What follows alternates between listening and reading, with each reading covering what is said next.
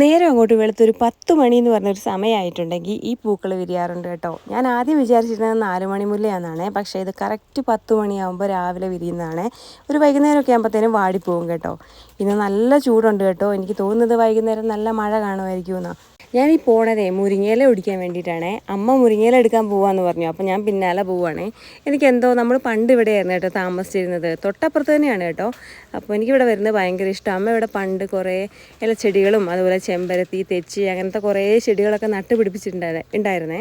അതൊക്കെ ഇപ്പോഴും കേടുപാടൊന്നും വരാതെ ഇവിടെ തന്നെ നിൽപ്പുണ്ട് കേട്ടോ. നമ്മളിതിൻ്റെയൊക്കെ ഓരോരോ കമ്പുകൾ കൊണ്ട് നമ്മളിപ്പോൾ താമസിക്കുന്ന അവിടെ കൊണ്ട് നട്ടിട്ടുണ്ട് കേട്ടോ. ഈ ഒരു ഇല കാണാൻ വേണ്ടി നല്ല രസമില്ലേ? പണ്ട് ഓണത്തിനൊക്കെ നമ്മളിത് കളം തയ്ക്കാൻ വേണ്ടിയിട്ട് ഊരിയിടുമായിരുന്നു കേട്ടോ.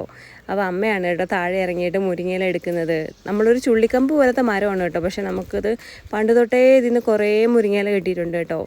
എനിക്കാണെങ്കിൽ ഭയങ്കര ഇഷ്ടമാണ് കേട്ടോ ഈ മുരിങ്ങയില തേങ്ങയൊക്കെ അരച്ച് കറി വെക്കുന്നത്. അപ്പം ഞാനുള്ള ദിവസം അമ്മ ഇത് മിക്കവാറും കറി വെക്കും കേട്ടോ. അമ്മയ്ക്ക് പിന്നെ തോരനോടാണ് താല്പര്യം.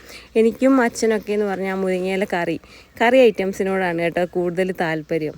കറിയിൽ വറുത്തിടാൻ വേണ്ടിയിട്ട് കുറച്ച് കറിവേപ്പിലയും കൂടി എടുത്തിട്ടുണ്ട് കേട്ടോ, ഇന്നത്തേക്ക് വേണ്ടി മാത്രം. ഇവിടെയാണെങ്കിൽ കുറേ പേരയ്ക്കൊക്കെ നിൽപ്പുണ്ട് കേട്ടോ. നമ്മളങ്ങനെ പറിക്കാറൊന്നുമില്ല, കൂടുതലും വാവൽ